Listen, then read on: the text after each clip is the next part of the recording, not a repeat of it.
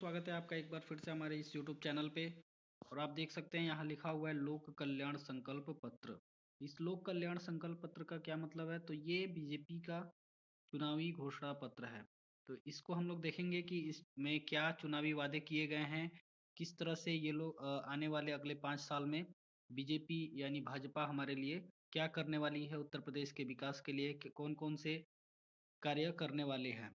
तो चलिए हम लोग देखते हैं इस वीडियो में। तो वीडियो में लास्ट तक देखिएगा, क्योंकि मैं बहुत सारी जो भी इम्पोर्टेंट बातें हैं, जो चुनावी वादे हैं, जो अगले 5 साल में भाजपा सरकार हमारे लिए अगर चुनाव को जीतते हैं तो हमारे लिए वो क्या करने वाले हैं, हम सब कुछ इस वीडियो में जानेंगे। इसके अलावा दोस्तों मैं बताना चाहूँगा कि ऐसा ही घोषणा पत्र सपा या समाजवादी पार्टी की तरफ से भी जारी किया गया है।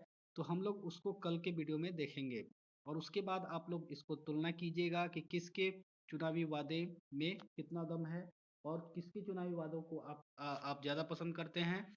और इस तरह से आप लोग तुलना करके अपने निर्णय ले सकते हैं कि आपके लिए कौन सी पार्टी या कौन से नेता आपके लिए ज़्यादा अच्छे होंगे।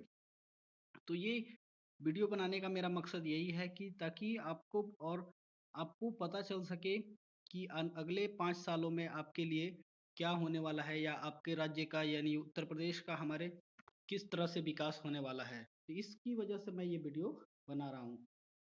इसके अलावा मैं बताना चाहूँगा दोस्तों, अगर आप लोग इस वीडियो को पहली बार देख रहे हैं या मेरी चैनल पे पहली बार आए हैं तो प्लीज़ यार चैनल को सब्सक्राइब कर लीजिएगा। चलिए आगे बढ़ते हैं और देखते हैं। तो इस घोषणा पत्र का जो नाम रखा गया है लोक कल्याण संकल्प पत्र, यानी लोगों के कल्याण के लिए संकल्प लिया गया है और उस संकल्प के दृष्टि में रखते हुए संकल्प पत्र तैयार किया गया है, जो कि 2022 के चुनाव को ध्यान में रखते हुए ये संकल्प पत्र जारी किया गया है। तो चलिए इसमें देखते हैं। सबसे पहले यहाँ पे मोदी जी और योगी जी, हमारे माननीय प्रधानमंत्री और उत्तर प्रदेश के मुख्यमंत्री योगी आदित्यनाथ जी का फोटो है। इसके बाद यहाँ पे लिखा हुआ है यूपी फिर मांगे भाजपा सरकार। और आगे हम बढ़ते हैं। तो यहाँ पे एक और संकल्प लिया गया है कि भाजपा का संकल्प बनेगा यूपी नंबर 1। तो यूपी को नंबर 1 बनाने का संकल्प लिया गया है भाजपा की तरफ से। दोस्तों मैं बताना चाहूँगा कि यहाँ पे मैं किसी पार्टी का प्रचार नहीं कर रहा हूँ। जो कुछ भी इस घोषणा पत्र के अंदर है, मैं एक एक बातें लगभग आपको जो भी इम्पोर्टेंट चीज़ें हैं वो मैं बताने की कोशिश करूँगा, ताकि आप खुद से निर्णय ले सकें कि आपको क्या इसमें।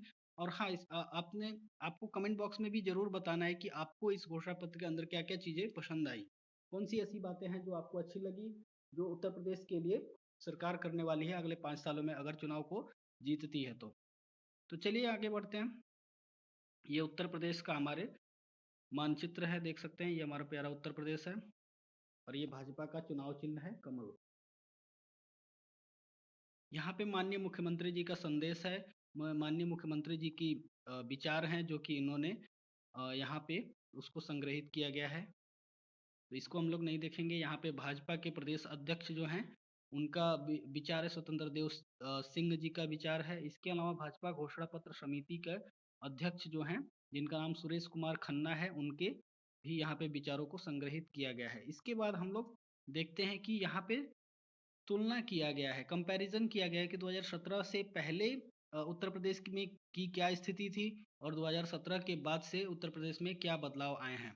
तो ये आप कुछ कंपैरिजन्स को भी आप देख सकते हैं कि जैसे कि यहाँ पे बताया गया है कि किसानों की कर्ज माफ़ी शून्य थी, यानी 2017 से पहले की जो सरकार थी, यानी समाजवादी पार्टी की जो सरकार थी, उसमें इन लोगों ने ऐसा बताया है कि वहाँ पे किसानों की कर्ज माफ़ी नहीं की गई थी। और जबकि भाजपा सरकार में 2017 में भाजपा सरकार आने के बाद से 36,000 करोड़ से 86 लाख किसानों की कर्ज माफ़ी की गई है। इसी तरह से और भी बहुत सारी बातें इसमें बताई गई हैं। महिलाओं को सुरक्षित वातावरण प्रदान किया गया है, मुफ्त गैस कनेक्शन दिया गया है। इसके अलावा बताया गया है कि गरीब कल्याण के लिए भी बहुत सारे कार्य किए गए हैं। तो चलिए हम नीचे देखते हैं एक एक करके कि आखिर पहला जो संकल्प है यूपी को नंबर 1 बनाने का यहाँ पे संकल्प लिया गया है। और इसमें जो सबसे पहली बात जो सबसे पहला पॉइंट रखा गया है समृद्ध कृषि, यानी किसानों को हित में क्या कार्य ये लोग करने वाले हैं अगले 5 सालों में, ये यहाँ पे बताया गया है। तो इसमें सबसे पहला जो पॉइंट है, जो सबसे इम्पोर्टेंट है, कि मुफ्त बिजली प्रोवाइड की जाएगी, मुफ्त बिजली उपलब्ध कराई जाएगी अगले 5 वर्षों में किसानों के लिए, सिंचाई के लिए। तो सिंचाई के लिए किसानों को मुफ्त में बिजली प्रोवाइड कराया जाएगा। इसके अलावा 5,000 करोड़ की लागत से मुख्यमंत्री कृषि सिंचाई योजना की शुरुआत की जाएगी। जैसा कि आप जानते हैं कि केंद्र के स्तर पे प्रधानमंत्री कृषि सिंचाई योजना की शुरुआत की गई थी प्रधानमंत्री नरेंद्र मोदी के द्वारा। तो कुछ ऐसी ही योजना मुख्यमंत्री के द्वारा, उत्तर प्रदेश के मुख्यमंत्री के द्वारा ऐसी योजना लेकर आई जाएगी 5,000 करोड़ रुपए की लागत से, जिसके अंतर्गत किसानों को बोरवेल, ट्यूबवेल, तालाब, टैंक निर्माण इत्यादि के लिए अनुदान प्रदान भी किया जाएगा। इसके अलावा आप देख सकते हैं और भी कई सारी बातें हैं। जैसे कि एक और अगला बहुत ही इंपॉर्टेंट बात है कि गन्ना मिल के जो गन्ना मिल है उनके नवीनीकरण के लिए, यानी उनका इंफ्रास्ट्रक्चर में सुधार करने के लिए, इसके लिए 5,000 करोड़ रुपए का यहाँ पे निवेश किया जाएगा। और चीनी मिलों का नवीनीकरण किया जाएगा, आधुनिकीकरण, उनका मॉडर्नाइजेशन किया जाएगा। इसके अलावा एमएसपी को ध्यान में रखा गया है। एमएसपी से रिलेटेड यहाँ पे गेहूं और धान की खरीद को एमएसपी से जोड़ा जाएगा। इसके अलावा यहाँ पे ये सुनिश्चित किया जाएगा गवर्नमेंट के द्वारा कि 14 दिनों के भीतर गन्ना किसानों का भुगतान कर दिया जाए। जो भी गन्ना किसान हैं उनको 14 दिनों के अंदर भुगतान उनका कर दिया जाए। इसके अलावा और जो इम्पोर्टेंट बात है कि प्रधानमंत्री कुसुम योजना के अंतर्गत किसानों को सोलर पंप प्रदान किया जाएगा। जैसा कि पहले से सोलर पंप दिया जाता है कुसुम योजना के अंतर्गत, तो ये आगे भी दिया जाता रहेगा। इसके अलावा मिशन पिंक टॉयलेट की शुरुआत की जाएगी। 1,000 करोड़ की लागत से मिशन पिंक टॉयलेट की शुरुआत भी यहाँ पे की जाने वाली है। इसके अलावा विधवाओं या निराश्रित महिलाओं की सहायता के लिए 1,500 रुपये प्रति माह का अनुदान भी दिया जाएगा। इसके अलावा 6 मेगा फूड पार्क की स्थापना की जाएगी। 6 मेगा फूड पार्क की स्थापना की जाएगी। यहाँ पे आप देख सकते हैं 6 मेगा फूड पार्क की भी स्थापना की जाएगी। और ये तो रहा किसानों से रिलेटेड कुछ इंपॉर्टेंट बातें। अब नेक्स्ट देखते हैं हम लोग कि महिलाओं के लिए क्या किया जाएगा। जैसे कि यहाँ पे मैंने कुछ महिलाओं से रिलेटेड भी बातें बता दी। जैसे कि यहाँ पे आप देख सकते हैं सशक्त नारी। तो सबसे पहले कि कन्या सुमंगला योजना के अंतर्गत वित्तीय सहायता में 15,000 से बढ़ा करके 25,000 अब कर दिया जाएगा।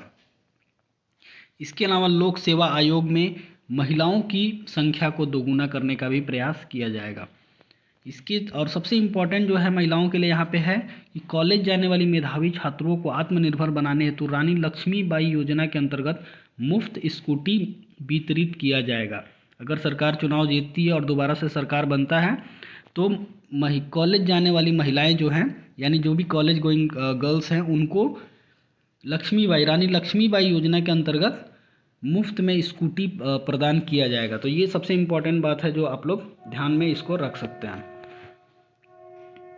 इसके बाद प्रधानमंत्री उज्ज्वला के अंतर्गत प्रधानमंत्री उज्ज्वला योजना, जो कि आपको पता ही है पहले से ये योजना चल रही है। इस योजना के अंतर्गत जो होली और दीपावली के अवसर पे 2 मुफ्त एलपीजी सिलेंडर प्रदान किया जाएगा महिलाओं को। और इसके अलावा जो तीसरा सबसे इम्पोर्टेंट महिलाओं के लिए बात है वो ये है कि 60 वर्ष से अधिक उम्र की जो भी महिलाएं हैं उनको सार्वजनिक परिवहन में बिल्कुल मुफ्त में यात्रा करने की सुविधा प्रदान की जाएगी। तो ये रहा महिलाओं से जुड़ी कुछ इम्पोर्टेंट घोषणाएं। जैसे कि मिशन पिंक टॉयलेट की शुरुआत की जाएगी, महिलाओं को मुफ्त में स्कूटी प्रदान किया जाएगा। इसके अलावा प्रधानमंत्री उज्ज्वला के अंतर्गत 2 मुफ्त सिलेंडर दिया जाएगा दीपावली और होली के अवसर पे। और 60 वर्ष से अधिक उम्र की महिलाओं को सार्वजनिक परिवहन में मुफ्त यात्रा करवाई जाएगी। इसके अलावा अब हम देखेंगे नेक्स्ट है शिक्षा, सुगम शिक्षा। सुगम शिक्षा मतलब शिक्षा को आसान बनाने का प्रयास किया जाएगा।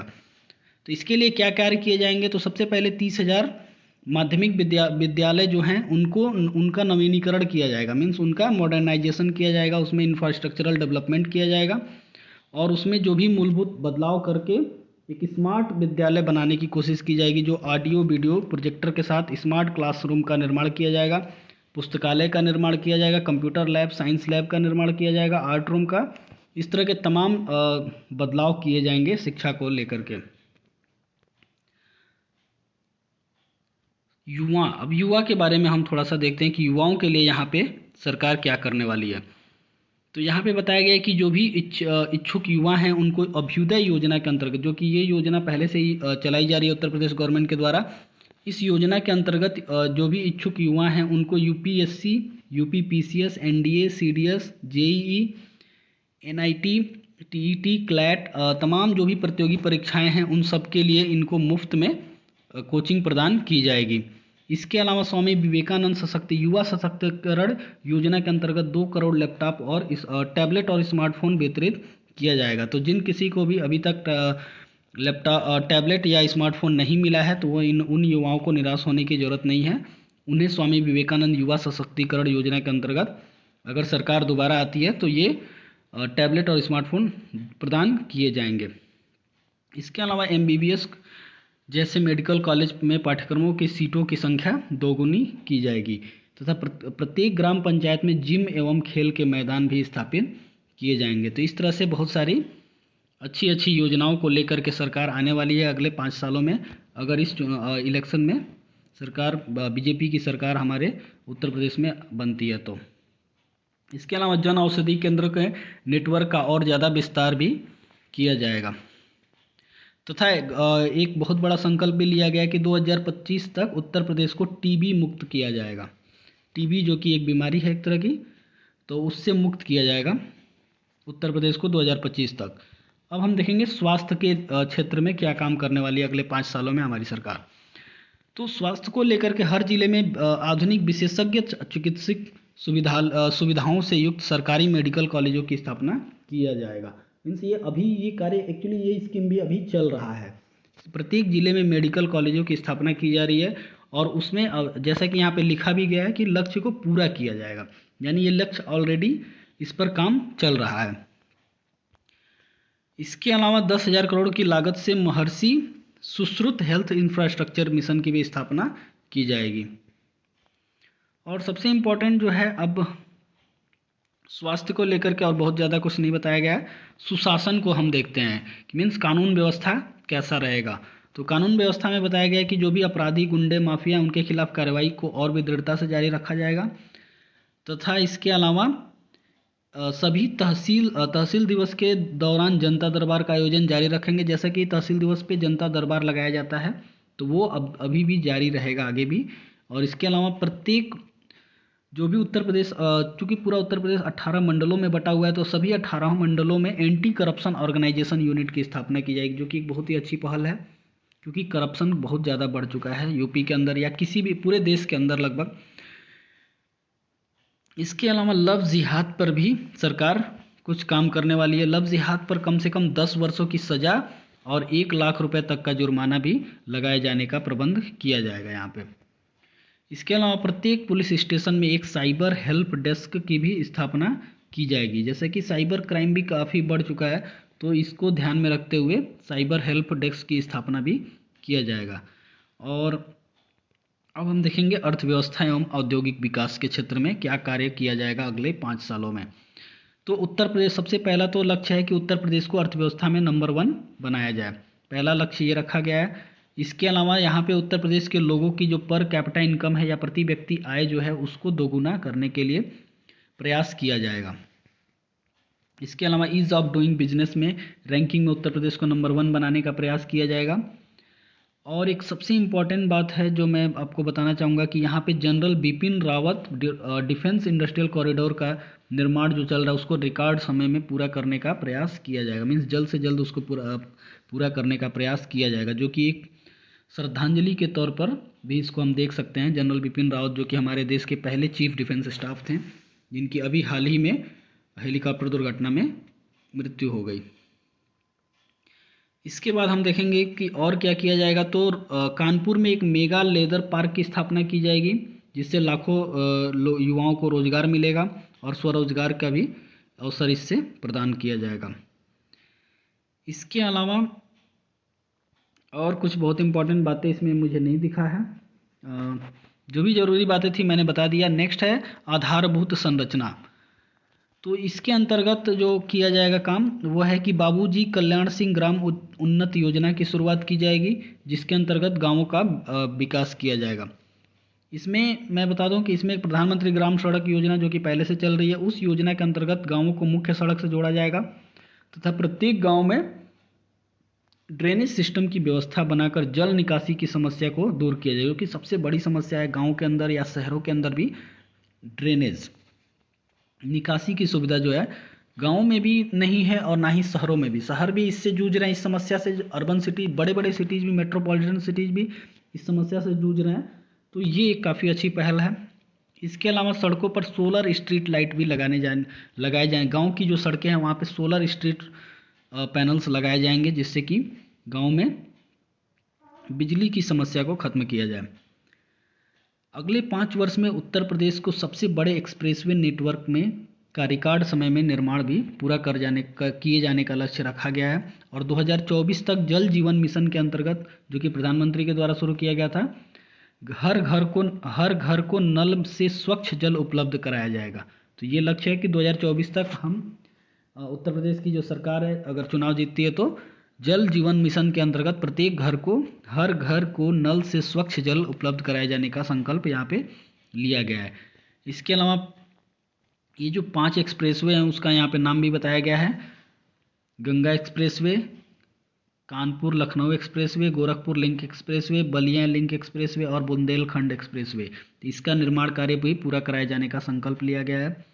इसके अलावा काशी, मेरठ, गोरखपुर, बरेली, झांसी और प्रयागराज में मेट्रो परियोजनाओं पर भी काम किया जाएगा। मीन्स यहाँ पे मेट्रो शुरू करने का कार्य किया जाएगा। इसके अलावा माँ अन्नपूर्णा कैंटीन की शुरुआत की जाएगी, जिससे कि गरीब लोगों के लिए, जो अत्यंत गरीब लोग हैं, उनको न्यूनतम मूल्य पे भोजन की व्यवस्था हो सके। तथा मछुआरा जो समुदाय हैं उन समुदाय के युवाओं के लिए भी रोजगार के अवसर की व्यवस्था की जाएगी। इन नदियों के किनारे उनको लाइफ गार्ड के रूप में नियुक्त किया जाएगा। इसके अलावा प्रशिक्षण अकादमी की भी स्थापना की जाएगी, जिसमें ओबीसी के जो युवा हैं, ओबीसी कैटेगरी के जो युवा हैं, उन सभी को प्रतियोगी परीक्षाओं में के लिए मुफ्त में कोचिंग प्रदान की जाएगी। इसके अलावा हम सांस्कृतिक धरोहरों को विकसित करने के लिए, मीन्स यहाँ पे आप ऐसा समझ सकते हैं कि ये जो है टूरिज्म को लेकर के, कि सांस्कृतिक धरोहर जो भी है हमारे देश के, उनका सही तरीके से विकास किया जाए ताकि टूरिज्म को बढ़ावा दिया जा सके। तो उसके लिए महाराजा सुहेलदेव की स्मृति में एक भव्य स्मारक का निर्माण पूरा किया जाएगा। और महाराजा बिजली पासी किला में लाइट और साउंड शो जैसी व्यवस्था करके उसको विश्व स्तरीय पर्यटन स्थल के रूप में विकसित किया जाएगा। इसके अलावा अयोध्या में रामायण विश्वविद्यालय की भी स्थापना की जाएगी। और इसके अलावा प्रत्येक जो भी क्षेत्रीय भाषाएं हैं उनसे रिलेटेड भी उनको बढ़ावा देने के लिए कई सारे ऐसे अकादमी की भी स्थापना की जाएगी। जैसे मुफ्त ऑनलाइन संस्कृत प्रशिक्षण प्रदान किया जाएगा। सूरदास ब्रज भाषा अकादमी की स्थापना की जाएगी। गोस्वामी तुलसीदास अवधी अकादमी। तो इसमें क्या होगा कि अवधी भाषा, ब्रज भाषा, भोजपुरी भाषा, इस तरह के जो क्षेत्रीय भाषाएं हैं, इनके विकास के लिए भी कार्य किया जाएगा। और एक और बहुत ही इम्पोर्टेंट यहाँ पे बात है, जो कि है 10,000 करोड़ के निवेश के साथ नोएडा में ग्रैंड फिल्म सिटी का निर्माण कार्य जो चल रहा है उसको भी पूरा किया जाएगा। और जो सबसे रिसेंट यहाँ पे डेवलपमेंट है कि लता मंगेशकर परफॉर्मिंग आर्ट अकादमी की स्थापना की जाएगी। तो लता मंगेशकर, जो कि अभी हाल ही में उनकी भी मृत्यु हुई है कोविड के वजह से, और उनका उम्र भी हो गया था काफ़ी, 93 ईयर्स का एज हो चुका था। तो उनके सम्मान में लता मंगेशकर परफॉर्मिंग आर्ट्स अकादमी की स्थापना की जाएगी, जिसके अंतर्गत लोक नृत्य, संगीत एवं रंगमंच को लोकप्रिय बनाने एवं इनसे जुड़े कलाकारों को प्रोत्साहित करने पर ध्यान केंद्रित किया जाएगा। तो ये रहा बीजेपी का घोषणा पत्र। इसमें आपको क्या क्या बातें अच्छी लगी, कौन कौन से ऐसे स्कीम है जो आपको पसंद आया, कमेंट बॉक्स में ज़रूर बताएं। और कल का वीडियो देखना ना भूलें, क्योंकि कल मैं सपा के यानी समाजवादी पार्टी की क्या घोषणाएं हैं चुनाव को लेकर के उत्तर प्रदेश के में, वो अगले 5 साल में क्या करने वाले हैं अगर उनकी सरकार बनती है तो वो भी हम लोग देखेंगे अगले वीडियो में। तब तक के लिए धन्यवाद, नमस्कार, मिलते हैं अगले वीडियो में।